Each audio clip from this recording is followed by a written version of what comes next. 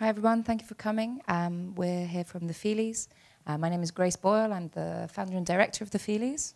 And this is Charles Michel, who's the experience designer of the experience that you might have taken part in outside here called Munduruku, which we'll be talking about a little bit today, as well as what we're trying to do with the Feelies.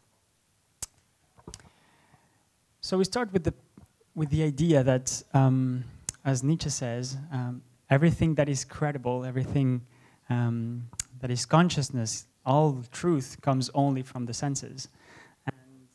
And it is interesting to us that cinema started about 100 years ago only with moving images, only visual. And then as technology evolved, there was sound added to it, music, and then there were voices and atmospherical sounds. And then for 100 years, technology evolved and we made sight and we made sound more beautiful. But we stayed within those two senses. But reality is something that we perceive with all our senses. It is, the scientific definition of reality is that it is a unified experience that is, happens in the brain with information coming through our nervous system and integrates, but the information comes from all of our senses. There is no reality without all the senses included. So if we talk about virtual reality, it can only be fully real if it includes all the human senses. And that was our starting point. That was our curiosity. That was the curiosity of Grace when she came to the lab where I was doing research at the University of Oxford, and that is how we began. So I wanted, does anyone know what the Feelies is? It's actually from Brave New World, the Aldous Huxley novel, a very dystopian novel about the 20th century. And in it, actually, it's a tiny paragraph on page 135 or something, whereby a couple go on a date, and there's a flat screen in front of them, and they hold electronic knobs on the corners of their chair, and it transmits them the feelings of what they're feeling on the screen. So just as Charles was saying, you used to have only visual, and then it added audio to film, so that was known originally as the talkies. This, in Aldous Huxley's mind, is the next step, is the Feelies. It's a fully sensory experience. So that kept in my mind, and it kind of floated to the surface, and I was working at a festival at a time, and we could make whatever we wanted. And I decided that I wanted to make the Feelies from Brave New World. So we found some VR content. We were very fortunate that Verse let us use 2 pieces of their content, Clouds Over Sidra and Walking New York. And you can go to the next slide. We added the other senses into them. So everyone has a prototype photo, and this is ours. I knew that once we had the VR content, that we needed a way of actually kind of not just adding the senses in, but actually treating the senses as a medium in themselves. So that's how I met Charles. There's a laboratory at the University of Oxford in the UK called the Cross-Modal Research Lab, and I approached them, and Charles was a researcher there at the time, and he introduced me to Najib, who is a perfumer who's there, and we went to B&Q on a very low budget and got an air conditioner and took it back afterwards, you know, and they gave us the money back and all this kind of stuff. It was very much a community festival and a budget. But it was very successful, and it really moved people. And we knew immediately that instead of having audiovisual content that you add other senses onto retrospectively, what you really need to do is you need to create original content that's multisensory from the very first concept stage. So we started with actually looking at research, and one paper that we found showed that to increase a sense of multisensory presence, to increase the sense of presence, the brain basically really needs touch and smell. Smell in particular is related to very primal parts of the brain, whereas really connected with memories, and they have a very deep affective impact. So it creates emotions. And touch, of course, it is what makes things real in the mind, more than vision even. So being somewhere, it is, so the experience of this place wouldn't be the same for any of us if we weren't feeling through all our bodies the temperature of the room, the amount of water present, so the humidity of the room. So really, presence there, it is fundamentally related to these two senses that are not audiovisual. And one thing in particular with touch is that it increases social cohesion, it creates strong bonds with people, and in particular it relates very strongly to empathy, which we call VR the empathy machine. with touch, we found that there was a kind of a new medium to tell stories, really, in VR, and a sense also that was not so difficult to stimulate on top of the audiovisual. So we have certain amounts of tools for audiovisual storytelling. For example, here you've got a lot of VR headsets, but there's no VR headset for a multisensory VR content. So we knew also that we needed to create the kind of the apparatus and the framework within which these stories would be delivered. Here are some early sketches. So we're working with a designer called Mark Tildesley, who's an amazing designer from film and production and theatre background. He designed the Olympic opening ceremony in London 2012. And these are some first concept sketches of thinking if we had a blank 360 space for any multisensory content to be hosted within and those stories to be told, what would that look like? What functionality would that need to have? And so it all comes out very Leonardo da Vinci, as a lot of things do. So this is the experience that we're going to talk mostly about today, and that's here at the Paris Virtual Film Festival, NewImages. And it's called Munduruku. It's the fight to defend the heart of the Amazon. It's a joint project made with Greenpeace, the environmental organization, Alchemy VR, that made the 360 video and the binaural soundtrack, and us, the Feelies. And of course the Munduruku people, who are an indigenous people of the Brazilian Amazon. Why would we do that with them? This is Brazil, next slide. This is close to Brazil, next slide. This is Sorimoba village where we went to shoot this experience. So the Munduruku are people living on the Tapajós River. The Tapajós is the last major tributary of the Amazon River that doesn't have any big dams built upon it. There's only 13,000 of the Munduruku people, and about 6 years ago, they reached out to Greenpeace and said, can you help us amplify our voices, because we would like to be able to demarcate our ancestral lands and therefore actually have legal purchase to resist big industrialization projects. Greenpeace is foremost an environmental organization, but they also recognize that one of the best ways to protect natural areas is to empower indigenous people that live sustainably in those areas. And so they were working together for a number of years before we got involved. These are the Munduruku, and here we have two signs behind them, one in Portuguese on the right, this is saying protected area, and then the one on the left is in the Munduruku language. And they're a warrior people, and there's this wonderful line in the experience that was then made where the Kaziki says, this is a war, but it's not a war of the old style, it's a war of words and paper and documents. And increasingly around the world, I think you find that the litigiousness of involved in demarcating these lands and so on is something that is kind of designed by a culture that is not for the culture that is then required to use it. And so collaborations around the world can help, and the purpose of this experience was always to try and amplify the story of the Munduruku out to urban places and help build that bridge of empathy and understanding so that people could support the Munduruku in this quest to protect the forest, and in doing so, of course, protect all of our climate. So what became interesting is that we went to the Amazon with the idea of creating a multisensory experience. So the new medium, the new format that we were thinking, right, this bubble where we could hack all of people's senses, we went there with, okay, what are we going to tell? It's not going to go through a camera only or to microphones capturing sounds. We need to capture more information. So it became a challenge not only to write it, to co-direct it really with the Munduruku people, because they came in with ideas which made it an even more powerful experience in the way that we were trying to get information from what they experienced, but also trying to understand really and map out the sensory experience of being there. So was in writing and then in capturing this, in shooting, and also in performing. As some of you will have the chance to see, the performance, the delivery itself is fundamental, and I think is, for us, very interesting as a starting point to really think that the quality of the delivery of the content can be as powerful as the quality of the content itself. And because we often think about, content and what stories we tell, but rarely about how we give them. And here it becomes an art form in a way as how we dance with around the viewer to create these powerful messages that we know by research some of these sensory inputs can really increase how people's emotions what they feel and how they feel.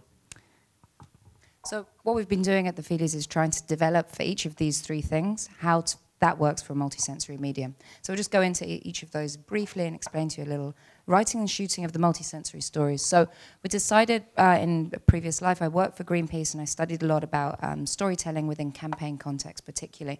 This is a typical campaign narrative arc, and we thought this was a sensible way to actually start trying to write a multisensory story with Alchemy VR and with Greenpeace, understanding how all of the senses can come together to form a coherent emotional point.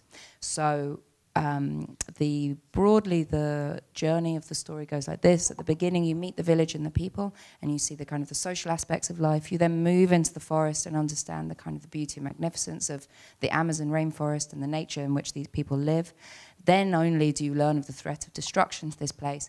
And finally it's a campaign piece, and the idea is to inspire people to take action and to join the Munduruku. So it's crucial that you end on a kind of a hopeful note.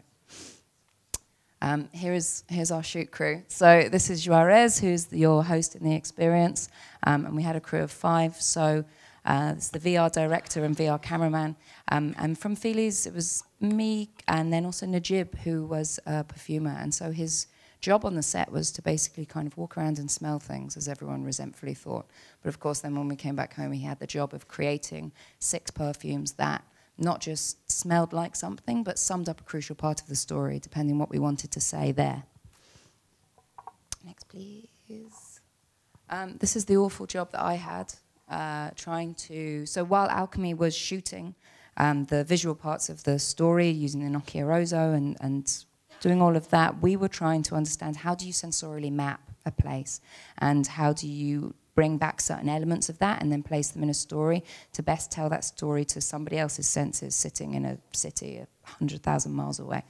And so here what we're doing, we recorded soundscapes underneath the water. Here I'm mapping kind of light intensity, humidity, and temperature changes at those circadian rhythms, so dawn and dusk. And next slide, please. We measured some winds. These are some field notes, highly professional looking, but it did get written up better. A quick note here, when we were talking earlier about sensory orchestration, there's something called cross-modal correspondence. And a similar way that we have learned to use music as an emotional language in soundtracks of movies. You know that if you have the right soundtrack, it can amplify the emotional content of your visual story as much as been estimated 70 to 90%. And if you have the wrong soundtrack, it just irritates the viewer and it can kind of jerk them out of the story.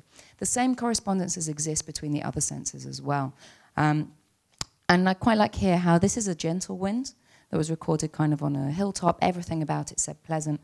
This is a wind just before a storm. You know, when you're in a big tropical climate and a storm is about to come and this wind lifts up, and even if you grew up in an urban environment like I did, there's like a biological message that comes with that, which says, warning, something big is coming. And so for us, it made sense to then place that in the experience at the point where you learn about the threat to this, of deforestation that's coming to this place.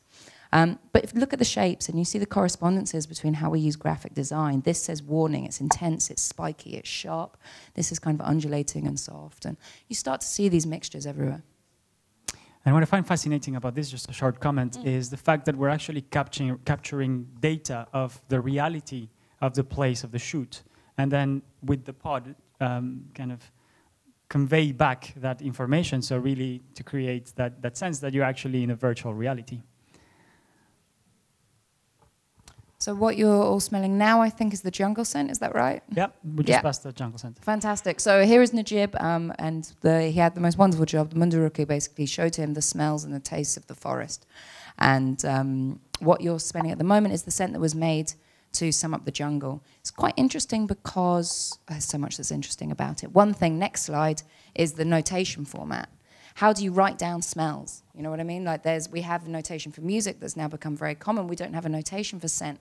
So while I was there, Najib and I both have the same backgrounds. We both have chemistry masters, and we were both doing the same job. And the notes that we came back with were so different. I drew a lot of graphs. I took a lot of measurements. Najib wrote a poem to the manioc field, and he drew this beautiful diagram. And at the top there is everything that he could smell in the air. And the middle is everything he could smell at the level of the earth. And then when he dug into the ground of the manioc field and drew up a handful of earth, these are the extra and different notes that he could smell there. And then on the right, he wrote the recipe for that perfume. And the rest of the perfumes went through 4 or 5 iterations. This one never changed. He had it immediately. That's not what you're smelling now. You're smelling the jungle. But what I find really interesting here in terms of the smells is that there is a more direct approach to creating the perfume, just kind of taking notes like this. Even if it's poetic, it is very kind of, it's what the molecules that were there that are brought here. And it's kind of beautiful that it's called Requiem for a Maniac. So you really see that there is an art in creating this perfume that can then add onto the power of audiovisual story in the VR. And then the second perfume that is being distributed, that is a different approach to it. It is, yeah. Oh, sorry, yeah, before. So we'll just give you a couple of examples of a couple of the scenes if you get a chance to get in the pod. This is the first scene where you go into the jungle. So the first scent that you're smelling there, this is the perfume that you smell as you look at this scene.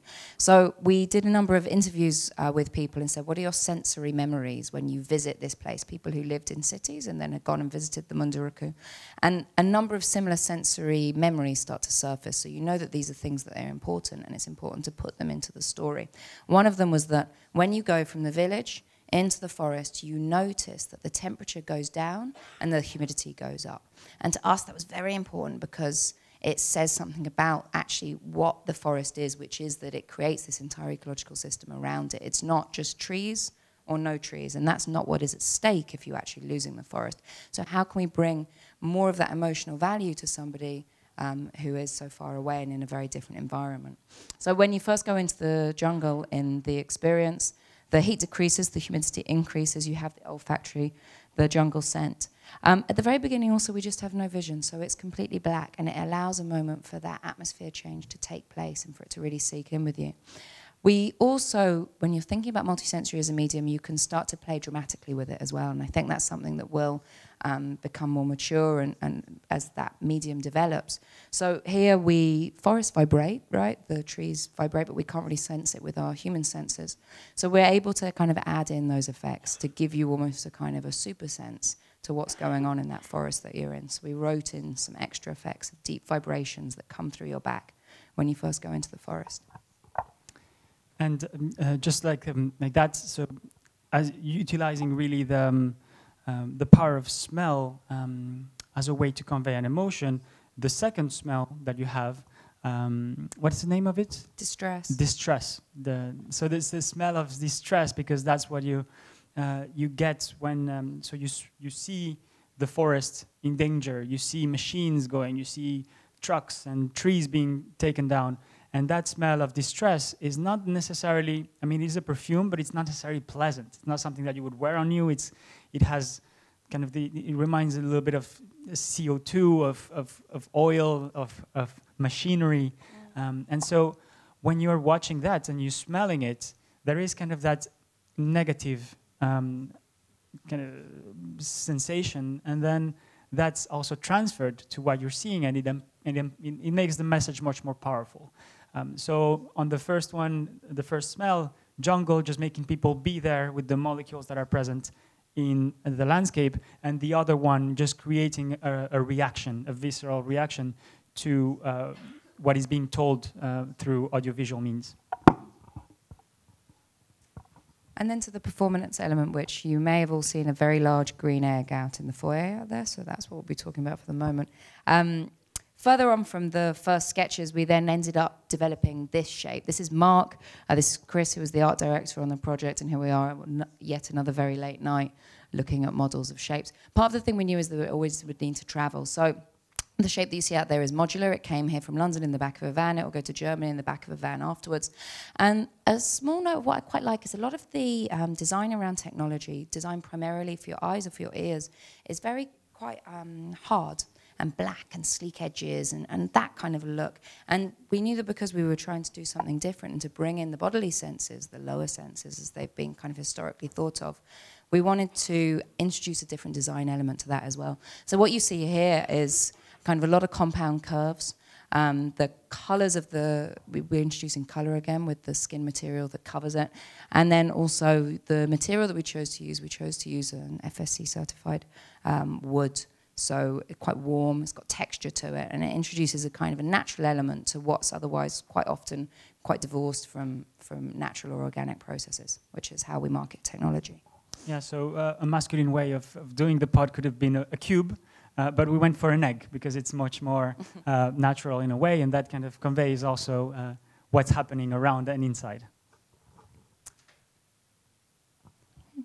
We built 5 in Brazil. So the purpose of this was always actually, first and foremost, to try and create a connection between urban and rural places in Brazil. So the Munduruku are Brazilian indigenous people, and so we were always going to do a 1-month exhibition in either Rio or Sao Paulo. We ended up doing a dedicated exhibition in Sao Paulo, and we have 5 of the pods there in different colours of kind of the river and the ocean. This is our fantastic volunteer, Marcelo, in Sao Paulo, when he thought that it was just this much. Do we still have the photo of him? And then he realized how many pieces were involved in. But nevertheless, this is us building the prototype back in the UK. This is the framework that you see outside now. We can flick through these little... so there are the 5 starting to come up, and it's really exciting. And it starts to look a little bit like a forest in kind of its own way. The reason why... so this photo is of the first exhibition. We didn't want the people just to arrive to the pod and that's it. There was an immersive theatrical experience around it. So here we kind of do just a little talk before the experience, but here it was a full immersion. And that's the reason why is that this is kind of an early idea, an early sketch. On the left, there's an introduction, there's a preparation, an initiation. And then in the center, there is the experience. And at the end, it's kind of a debrief. So you really go to stages in space to really live a full story. So it's not just wear that headset and it's just happening inside, but it's actually happening outside. It's taking in components of immersive theater in a way. And that's an important element of the pod as well. So it's not just about the experience of the person inside in the headset. It's also about the experience of the person outside who comes up and goes, what the fuck is that? And you want to get in it, you know, and that's part of your opening up to the story that we ask to tell you once you're inside.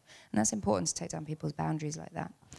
So this is how we designed the full exhibition. It was a journey in terms of experience design. Like there was different elements, informations, expectations that were set on the. If you follow the green lines, there was a whole set of information that prepared people. But it's also, in a way, designed the way Disney would design their walk through an experience, like preparing, creating an emotion. And rising, and then you get to the introduction where you meet a master of ceremonies who receives you very ceremoniously and drives you to the pod to live the experience. From a 10-minute experience, you get an hour of learning, of emotion, let's say. So definitely the kind of blending cinema and theater at this point. Quite crucial also to have that last moment of potential discussion, particularly if you're Greenpeace, when you want people very much to be impacted by the story, and then also have the opportunity to discuss that with other people, to digest the information. Greenpeace is founded on this basic tenet, which is an idea of bearing witness. And the idea of that is that once you have borne witness to something, you have no choice but to act. And if you do not act, you are complicit in the injustice that you've just witnessed. And you see that in their classic David and Goliath image of the tiny boat trying to stop the big whaling ship. And this is them moving storytelling, going with storytelling into the next stage, which is that you witness it in a multisensory VR experience. And then you have the opportunity to discuss with others and say, how can I help and what can I do? This is how the exhibition looked at the end. In Brazil, it was open for a full month. Yeah, the idea was to raise awareness in Brazil about the situation of the Munduruku people. Working with a really brilliant experience designer that Greenpeace Brazil brought in, and a lot of their volunteers and workers, they kind of clad it with living plants that you find that are Amazon genuses, and you see there's a photography exhibition of things that actually mirror the narrative of the story before you come into the pod. All of the pods were placed on a giant map of the Sorimoiba indigenous territories, so you very much enter into their space and then you go into their world.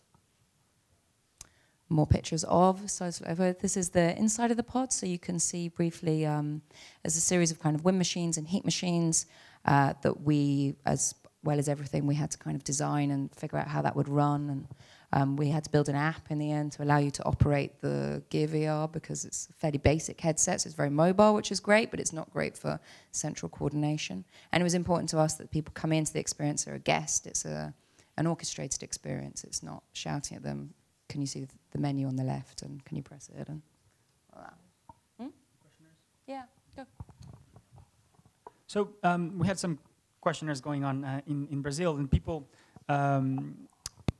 really kind of, also it wasn't proper scientific research, we didn't have any control condition, but the general feelings of people is that they were really feeling that they traveled to meet the Munduruku, that they felt empowered to have a role in the struggle of the Amazon people, and that they could really become allies into their journey, which we think if it would have been just a VR without the multisensory components, it wouldn't have had the same impact.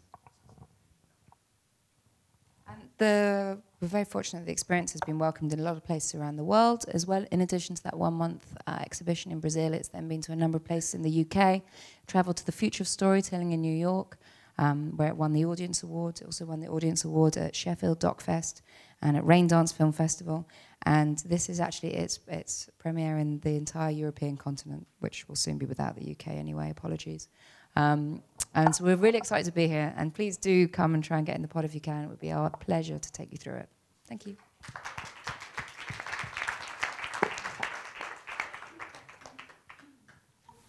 Thank you, that's beautiful. I realized I saw you guys in Future of Storytelling. I didn't go into the pod, but I remember it very well. My question is, now that the technology is really going forward and we're accessing brains and actual memory and very personal things, think about 10, 15, 20 years, where could you take this? Go on, imagination.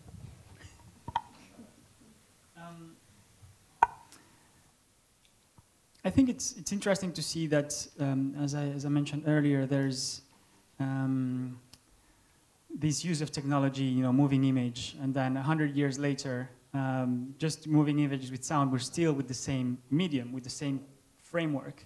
And thinking, as I said, of the definition of reality as being a full-bodied experience, I think it's not too crazy to think that cinemas, or there could be kind of a variant of cinemas where there are all these pods, where technological, with some technology that is still to come, especially in terms of scent delivery, where you would be completely immersed in the senses. And this is nothing crazy. Steven Spielberg just, there's a new movie around those immersive worlds.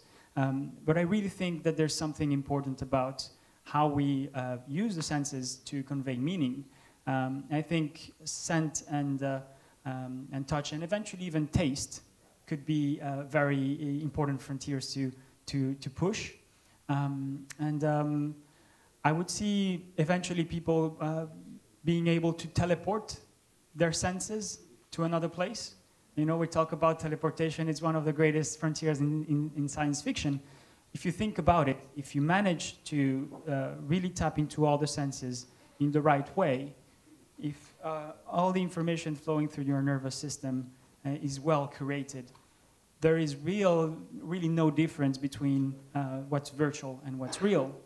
So imagining, having a bunch of sensors in one place of the world, and then in another place of the world having a bunch of delivery mechanisms for senses, you could enter this pod and just be in New York in a cold morning, live, because the information, the data could travel at almost the speed of light through internet. So you could be standing, in a way, there, and then the holographic thing could also be reproduced, filming you where you are and showing you there. So I think some of the crazy scientific ideas that we see in cinema in the last century are actually not so far away. So the question is, what stories are we telling and why? And then it comes a bit of a more philosophical debate. What are the great challenges of our time as a species? What are the challenges of the creators of content, of the directors, and how we can use this technology for good, for the good of humankind, to inspire people. And that's, I think, so we start with the Feelies with collaboration with Greenpeace in the Amazon to raise awareness about the lungs of the planet. So what next? We're asking ourselves the question, and we were traveling around through different VR festivals and communicating about it to see eventually how we could collaborate and create meaningful stories around this medium that is using all people's senses to communicate stories. On va passer à la suite. Next one. Thank you very much. Merci beaucoup. Thank you.